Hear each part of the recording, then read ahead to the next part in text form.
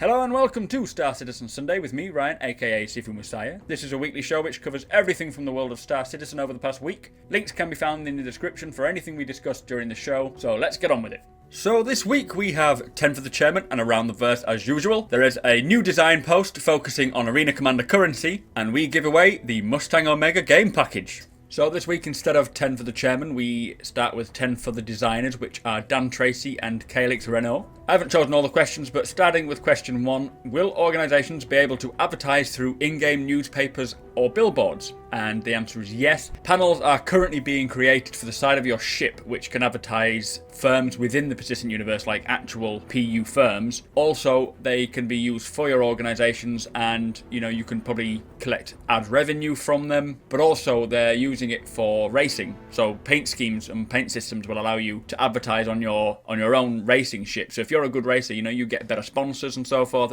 It's going to work very much like the real world, I would imagine. So the question after that: will there be tutorials for new players? And yes, we touch on this a bit later on. 1.1 comes out, which is coming out very soon. There will be a tutorial within 1.1 which introduces you to free flight mechanics and Arena Commander and how to fly and so forth. Now we do touch on this later on, as I say, and it's to do with the landing mechanic, which is pretty cool. It's an Around the Verse, so if you want to know more about that, wait for that one. But obviously over time, as Arena Commander gets updated, more features will be added within the tutorials, and they're not things you have to do. So if you feel like you know exactly how to fly, then you don't have to do them. It's just a side aspect to Arena Commander. But to be honest, I'll be doing them because I'm sure they can teach me a thing or two anyway. So the next question was, are all planets or moons properly simulated, as in with orbits? And he went into a lot of detail when explaining about this, as it is a very, very in-depth and difficult thing to sort out. He said it is a giant headache at the moment, and they're trying to figure it out, but it's going to take a long time, and they'll keep us informed. They are wanting to implement the actual cycle of orbits, but they're working hard for it, basically. So the next question was, are there plans for gimbaled weapons to be used with a joystick? And apparently yes, they are, and it was actually created for version 0.9, but it wasn't quite fully tested enough to get it out to us. One of the ideas was using the hat controller, which is the top part of the joystick. I know I've got it on mine where it's got the ups and downs and then left and right, and I use this for strafing really, but that was an option, and they're trying it with the look ahead mode and the look IKs as well. So they say it's just all about time and having time to actually work it out. They say it won't take long, but they just don't have the time currently to get it done. So the next question is, will a missile explode while it is still attached to your ship if it was hit with a round? Now it's a good question, but the way it works is very much to real life, I think, is that if a missile is unarmed or not primed, so unactivated, then no, it won't, because it's not capable of exploding apparently. So before it fires, it will prime the missile. And also they say that eventually they're going to have light, so if you can see on the front of this missile if it's primed or not, because there will be a little light on it. And also with the Hornet, you can see the missile bays opening up, lowering the missiles, getting ready to fire. So once it's armed, if you hit it before it is fired from the ship, then it will explode, because whatever is needed within the missile to react, to explode, will be ready to explode. But it would be a bit daft if you were flying around with all your missiles on your ship and they just got shot and blew up your ship. It would be a bit irritating really, so they need to be primed first. So the last question I picked out was, can you park your ship on an asteroid and turn it off to become invisible? Basically yes.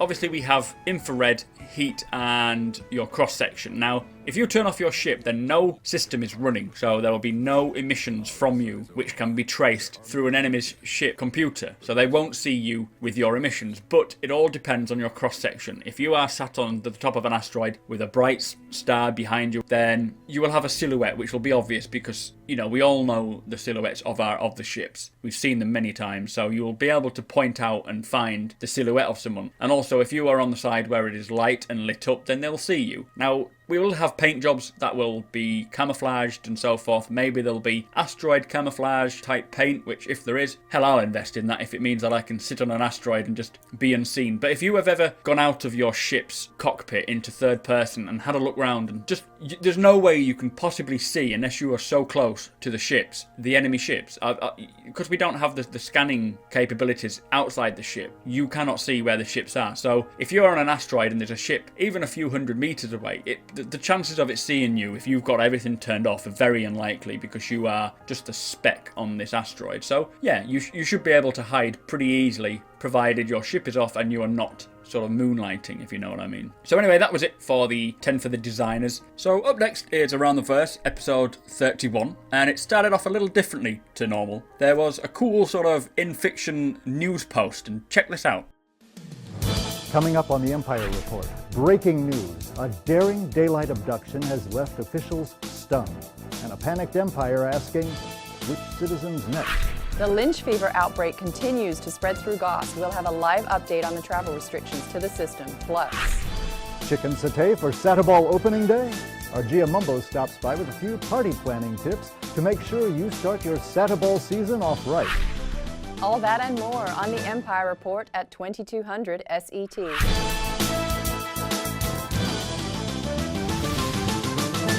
That's a cool little added feature. I hope they continue this sort of news report with things like citizen abductions and things. I think this is actually going to play in part with the Game Master, where public events that will happen within the persistent universe, where everyone can get involved, you know, like battles, for instance. And there was a question in 10 for the chairman a while back in regards to medical outbreaks on certain planets, and this lynch fever in Goss, maybe you need more medical supplies dropping in and so forth. So really, really cool. And again, Starter Ball, this is going to be an in-fiction, a bit of a cross between sort of Gaelic football and normal football, where it's going to be an actual esports where people can take part in and play, and also hopefully go to stadiums to watch in certain towns. You can support your own local team, or even place bets or watch them in a pub. It's a really, really cool idea. But anyway, we'll get on with Around the Verse, and again, Sandi and Ben, and they started off by telling us that CIG, they're hosting a US dev versus the community Arena Commander matchup where we can all go on, and it's all part for QA to help them test out for bugs with a high load of people at one time. So if you are free and you have Arena Commander on the Monday the 16th of February at 4 PM, so if you're watching this, it'll most likely it's been Star Citizen Monday for the past few weeks, so it's probably today, 4 PM PST time, which is pretty much midnight for us UK backers. So I'm hopefully going to be there, and you basically go on and you just challenge all the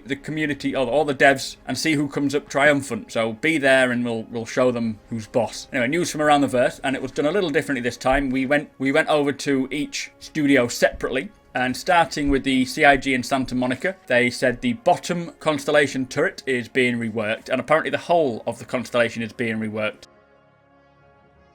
So this is to allow multiple people to walk around on the ship. I think they felt it wasn't quite arranged enough for maybe 2.0 when we can have the multiplayer cooperative gameplay. Plus they have completely revamped the character model, so as we know they'll need to be able to fit in the cockpit seats and so forth. So it's all just to get it to a good standard. So also the Vanguard, which was previously called the Bulldog, is now being concepted. The Orion is in concept, and the white boxing has begun. So again, like I said before, there's a new player model coming, and they're having to rework all the ship's seats to allow this character to sit properly. And even now, some of the character models are a bit glitched and they're a bit buggy because his hands are broken and all sorts. So CIG UK, now they have mostly been working on the tutorial which they've been telling us about, which is to do with flying and even the landing mechanic as well. And they mentioned that there would be the automatic landing, the semi-assisted landing, and manual landing. And it is all, the tutorial is going to be based around that, about how you land properly, manual and auto. And they say auto is more for if there's a ground battle going on and you want to get down there quick. You don't want to be fanning around for 5 minutes trying to land your ship, maybe knocking into people and so forth. So it's going to work for that. And also during this multiplayer introduction, they're bringing in the asteroid hangar as well, which is going to be available for people to play on, where you can play with your friends and take off from the asteroid hangar, because I think you have to raise up to get out the asteroid hangar as the doors are on the roof, which is kind of interesting. I'm not sure if that's going to be with every asteroid hangar. I assume it's just the example they showed. But yeah, it's basically just learning how to land.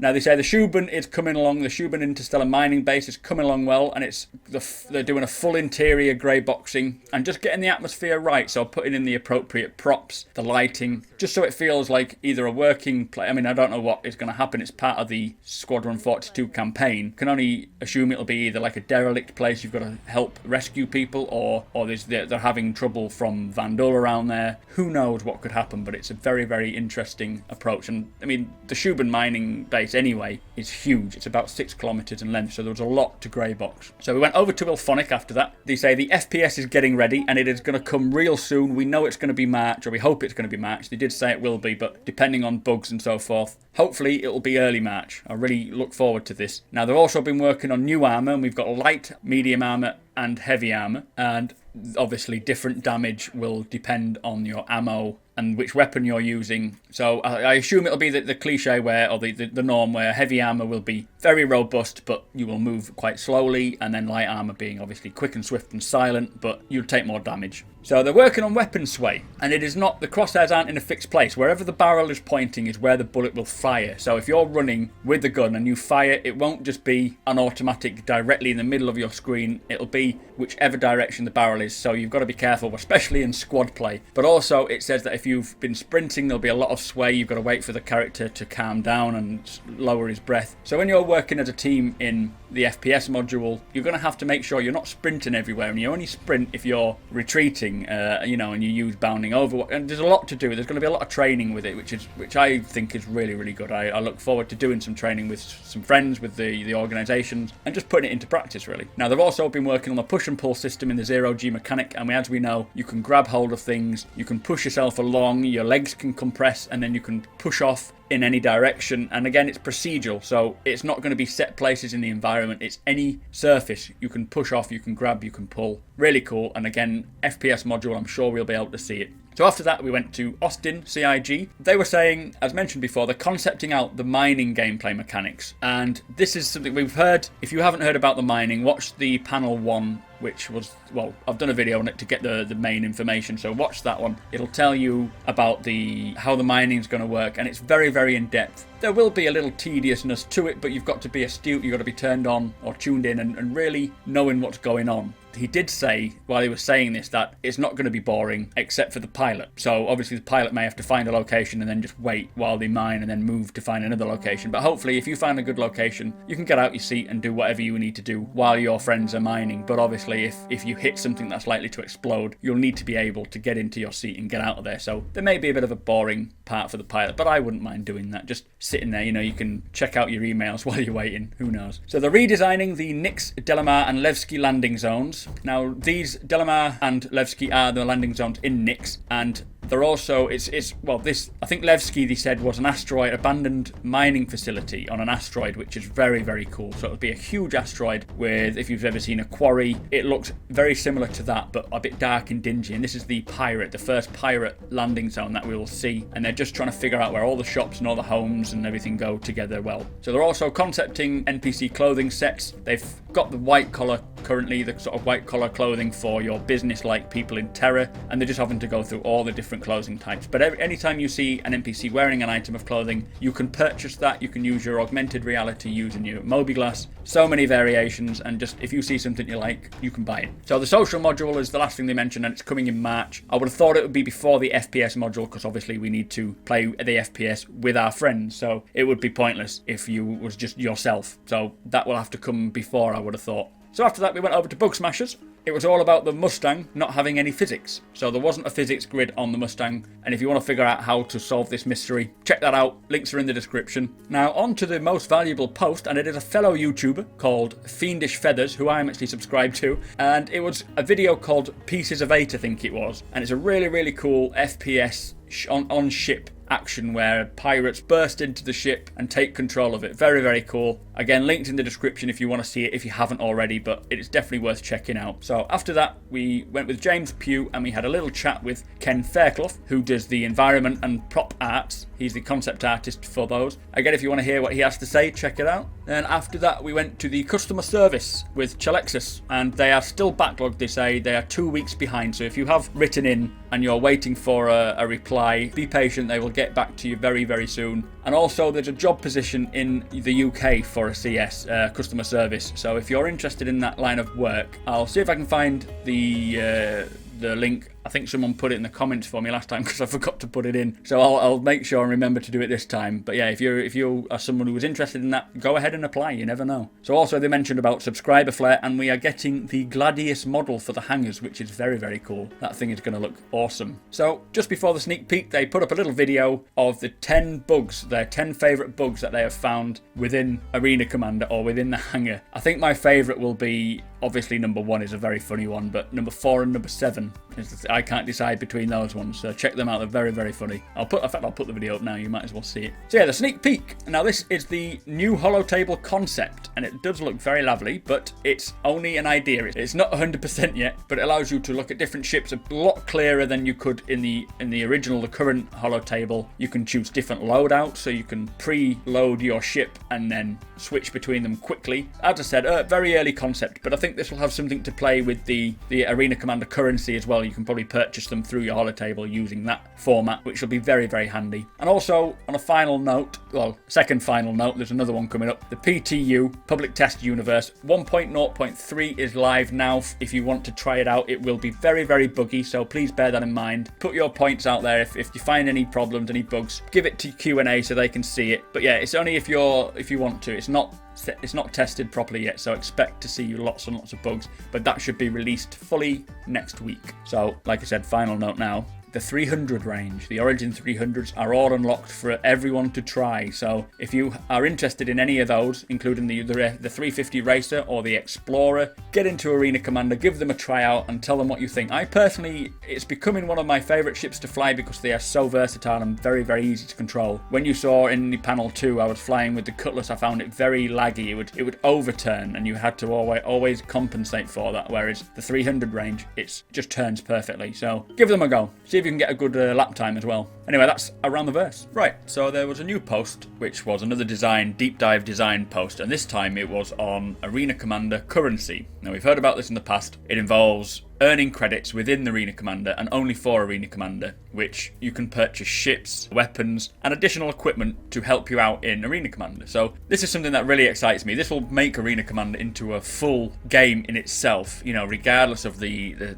PU or anything else to do with Star Citizen. It can be a game in its own right. So I've taken notes from the post that was given to us, and I shall just talk you through them. So it should be intended to come out with 1.1, which is the next major patch. And the credits are going to be called REC, or Rental Equipment Credits, which you can use to hire equipment and ships, which basically means that you don't have to use real money to purchase UEC credits and then use that to buy the equipment. I assume that what you've already purchased with your real money will follow into the persistent universe. I wouldn't worry about that, but I think anything else now that you earn will additionally be used with REC. So REC, it says, is a virtual currency which you can spend in the Voyager Direct store or the Mobiglass Virtual Store, which is pretty cool when we get to play with our Mobiglasses, to rent software licenses on any equipment to be used within the SimPod, which the SimPod is your access or your gateway within your hangar to Arena Commander. So it can be earned through success within the SimPod during activities like Arena Commander, anything in Arena Commander, and the FPS module, etc., and anything else they roll out for us to test, I expect. If it's got a playable mechanic or a competition mechanic, you can earn credits. And it also says with additional medals too. Now, I don't know what that means. They didn't really specify, but I think medals, they'll be like for reaching milestones, which we'll get onto. So Squadron Battle. To earn it in Squadron Battle, it's all about the number of kills and your kill to death ratio, and if it's positive, it'll be weighed up against the ticket difference. So Murray Cup is the final position, obviously multiplied by the world record against your personal best with that particular ship. Sounds complicated, but if you break it down, it makes sense. Capture the Core is a personal score against the score difference. Again, it does make sense in the end. So you can earn, like I say, bonus REC from medals awarded for reaching various milestones. For example, the number of kills you get, the missiles you have dodged, and the total number of matches you have played. So the rental system, you rent them for 1 week of real-time use. Now, they haven't mentioned, but I assume this will be, if you're not playing for a week, it doesn't mean that you've lost it because you've not been able to play. I think you'll have a week's use of actual in-game week. So you rent it for a week, and the timer will only tick down once you're playing the game. So ships and weapons, they all cost 10% of their UEC prices, but rounded up. So whatever the price you see on the Voyager Direct, that's the cost of them, minus 10% of that is the cost. So again, we get to actually see a bit of the value of ships as well, of what they'll cost within the persistent universe. But also, once the item has been rented, it can be renewed for another week at a 20% discount, which is pretty cool. So remaining rental time, which it can be viewed on your RSI account, or in your holotable, or in your SimPod. So when you log in, you can see how long you've got, hours, days, whatever wise, within those four formats. So the examples they gave is, let's say you hire a 9 series longsword. It costs 4,000 UEC in the Voyager Direct, so it would cost you 400 REC. And to renew it would be 320, with it having the 20% discount. So the M4A laser cannon is 8,000, so 800 or 640. Now the Hornet F7C, an actual ship, it said it will cost 140,000 UEC. So obviously everything we hear at this current time is subject to change, but that means that the Hornet is likely to be 140,000 UEC when you get into the final game. Now we don't know how quickly or how much we can earn. We don't know what the rate of earning is, but it gives an example. And so yeah, if you wanted to rent that with REC, it would be 14,000 or 11,200 with the renewal. And then it gives an example of the Redeemer, which is a very, very cool dropship, at 250,000, 25,000 for the rental, or 20,000 renewal. So if whenever you purchase within Arena Commander, you can actually use in the non-ranked games. You can't earn REC in the non-ranked games, but you can use the equipment that you have purchased in them. So later on, the REC can be used to unlock additions to your sim pod as well, like aesthetic changes, they say, for example, images and themes in the menus, sort of background images, and also handicaps to allow access to more REC at a gameplay cost. I'm not sure what they really mean by that, but I mean, I understand what they mean, but I don't know, they didn't give any examples. So no equipment that you rent will carry over to the persistent universe. It is purely for Arena Commander, and Arena Commander is seen as an in-fiction virtual reality game within the world of Star Citizen. It's like playing an arcade machine, in Shenmue or something like that. It's not a real thing, and that's why we get to test it out, because we won't really die. But yeah, it doesn't have any effect on the PU happenings either, so if you die in Arena Commander, you're not going to be dead. It's a good way to play the game without testing your ships out, basically. And Arena Commander will continue, they say, when the Persistent Universe is launched, as it is a game for Star Citizen. So if you're waiting for friends to come to your hangar so you can start a mission, you can hop onto your sim pod if they're still having the tea or at school or whatever. You can still do something in Arena Commander and fly without having to go into the real world on your own or attempt a mission on your own. So there will be things like daily challenges as well, and there'll be personal challenges. For example, 10 kills at 50% throttle will grant you so much of an award for completing that, or dodging 10 missiles without countermeasures, or capturing the core 10 times. Now there are community challenges as well, and if one of them is killing 3,000 Vanduul in co-op swarm, or completing 500 laps in Old Vanderbilt, or 5,000 total kills. Now these are just examples, they're not set as to what they're going to be. But yeah, this community chest, you can donate REC to this community chest, and then once it accumulates 100% of the REC, it activates a community event which lasts for approximately 2 weeks, and then you can earn, I think, additional REC perhaps if you take part within that. Anyway, this is a really cool post, and there's not much more to say about it at the moment. It's all ready, it's coming, so we should see it soon. But I want to know what you think about this. Do you think we should do this, or do you think we shouldn't do this? I personally really, really like the idea of this. I like the idea of being able to upgrade and test out new ships without the need of pledging hundreds of dollars. I just can't afford it, so this is a really, really good way to practice this. Anyway, give me your thoughts on it. I'd love to know what you think. So, also this week, there was a new Meet the Devs, episode 12, which is the marketing artist Ryan Archer. There is a new Kaizen, which is called Reconstruction Revolution, and it's about a new surgical breakthrough, which I assume would probably play a part with this robotic arm replacement and leg replacement that we're hearing about. Although it's a post about medical experiments which are used to remove burns and scarring, it could be the company which is responsible for the robotic arms, so we'll have to wait and see about that. There was a new fan spotlight called Fan Ships Volume 4, and I shall show you some pictures. These are all the ships fans have created, so I wonder if when we get the ability to mod our own ships, we could be seeing some of these. So also this week we have been allowed to test drive all of the Origin Jumpworks 300 series. So if it's a ship that you've been interested in, or you're trying to decide whether or not to purchase it, or whether you just want to have a play around with it, get into Arena Commander. You can try them all from the 350R all the way to the 325. There is also a sale on for the racing ships. Now the 350R, the Origin, which you can test drive, and the M50 are all on sale. So if you've been waiting to pick up one of those ships, now is a good time. So as stated in Around the Verse, RSI Museum is back, and for the first episode of the new series, it is to do with Underworld 1 and 2. And Underworld now are celebrating the new Kickstarter for the new game, so if it's something you're interested in, check it out. I think the video's quite lengthy, and as it's nothing to do with really Star Citizen itself, I've not covered it. But if you are interested, please follow the link in the description below. Tomorrow at 4 PM PST time, which is about 12 midnight Monday night, Tuesday morning for us in the UK, the CIG devs are going to challenge us all to a dogfight. So all the community, they want us into Arena Commander. It's going to be Battle Royale for an hour. They will be jumping in, trying to take on everyone. Now this is mainly to test the server with heavy loads of people. So it's a good Q&A for that. Plus they're hoping to break the record for the most people playing Arena Commander at one time. Guaranteed the server will crash, but get in there, I'll be on there, provided my head hasn't hit the desk through tiredness or trying to link up to a game. But still, let's get on there, let's test it, and then you can say you've been a part of it. So, as you know, on last week's Star Citizen Sunday, we were giving away the Mustang Omega game package. This is courtesy of Robert Smith, who is a subscriber and patron of our channel. To enter, you were asked to comment with the name you would use if you were taking part in the Murray Cup racing competition, which is sort of the in-fiction space Formula 1, I suppose. As always, there were some really funny comments, some really cool comments, and I just want to thank you all for taking part and taking the effort to comment. But, as always, there can only be one winner, which is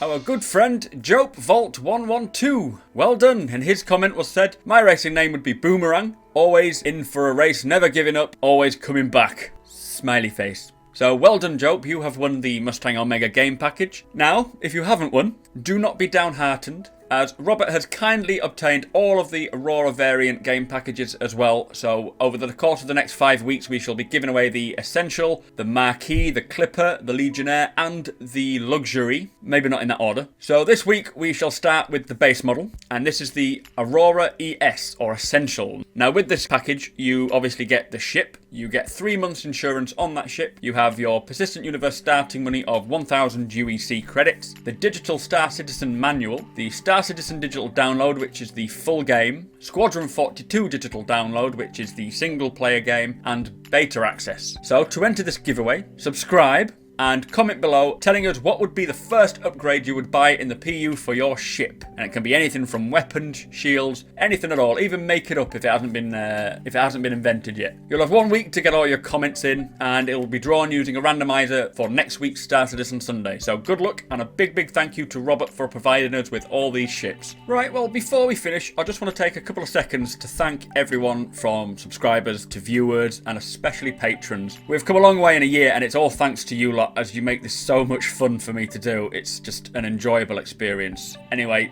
soppiness aside, thank you for watching. Don't forget to subscribe for more Star Citizen Sunday. Comment if you've got anything to say, hit the like button if you did, and share it if you can be bothered, and I shall see you in the verse next week.